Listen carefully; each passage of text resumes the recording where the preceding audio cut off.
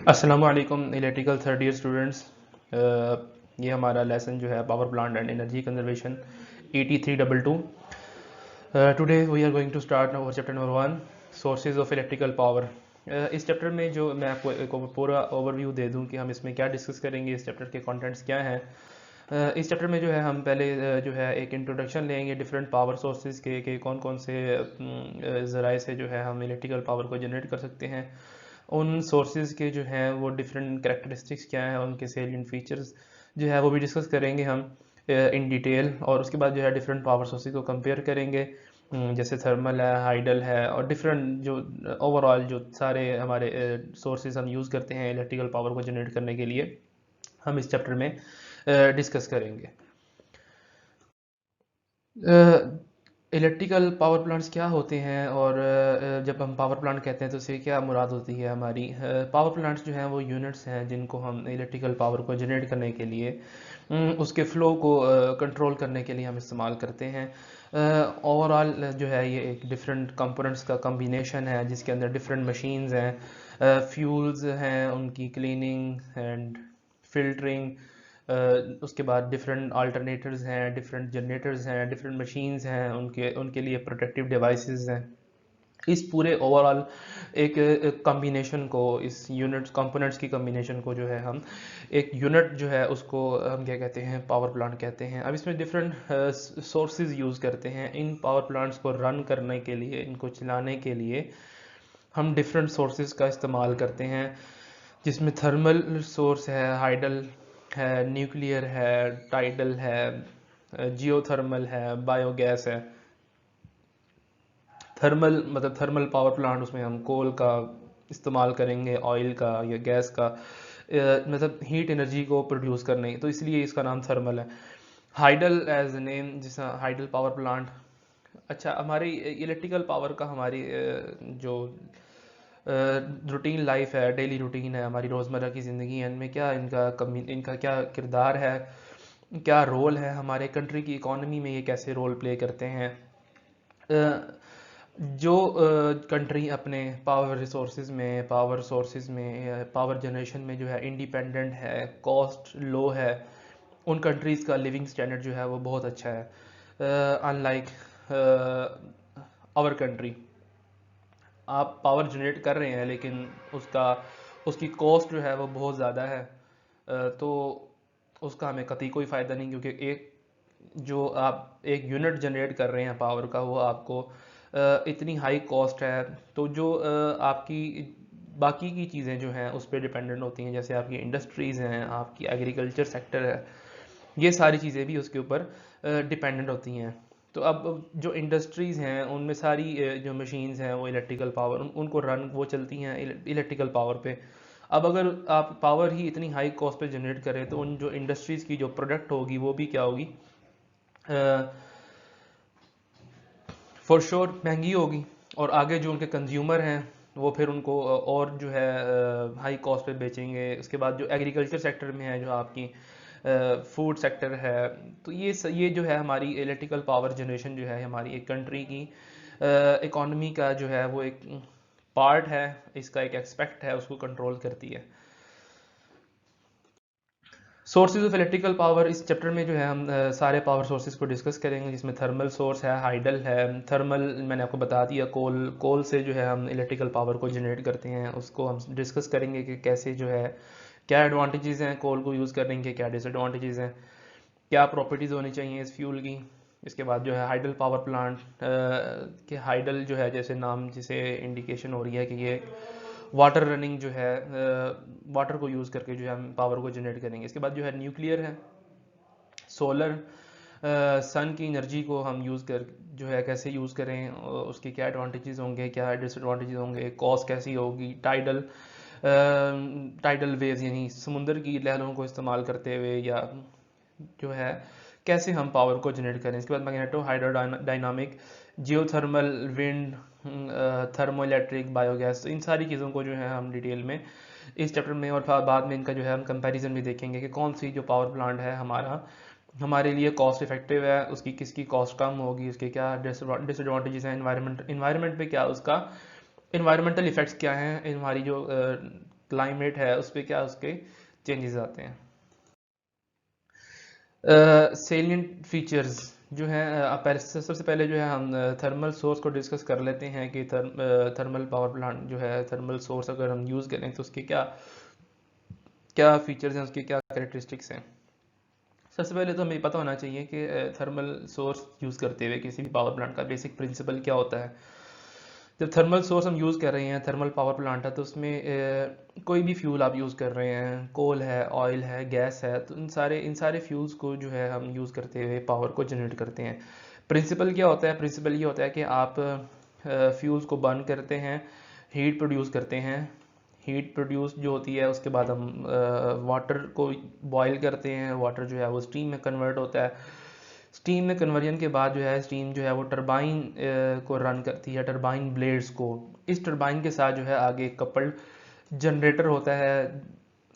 ये टरबाइन जो है उस जनरेटर की शाफ्ट को रोटेट करवाती है और इन टर्न जो है हमें इलेक्ट्रिकल पावर मिलती है। ये किसी भी थर्मल पावर प्लांट का, चाहे वो ऑयल से चल रहा है, गैस से है या कोल से है, उस पावर प्लांट का बेसिक प्रिंसिपल यही है। न्यूक्लियर पावर प्लांट्स का प्रिंसिपल भी यही है।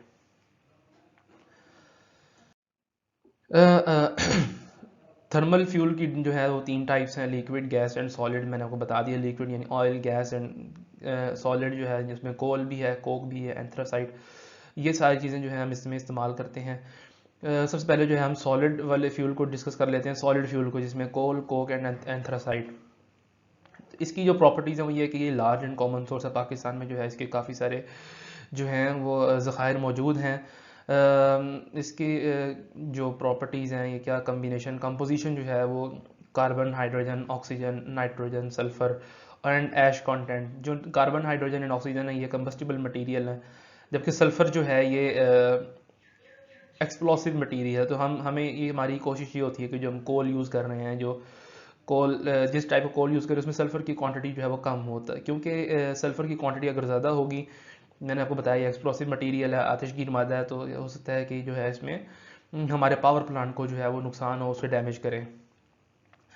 और जो कोल जो है ये आता क्या, कहाँ से है, कैसे है, ये आप हम पहले भी डिस्कस कर चुके हैं अपने साइंस के सब्जेक्ट्स में, या कि fossil fuels, fossils and trees जो हैं, जो कई साल पहले, कई हज़ारों साल पहले जो है ज़मीन के अंदर जो दफन हो चुके हैं, वो अर्थ के इंटरनल प्रेशर से और टेम्परेचर से जो है वो डिकम्पोज हुए और कोल में कन्वर्ट हो गए। जो कोल आपका माइन से आ रहा है उसके अंदर इम्प्योरिटीज़ होती हैं, तो उसको आपको पहले क्लीन करना इंतहाई ज़रूरी है।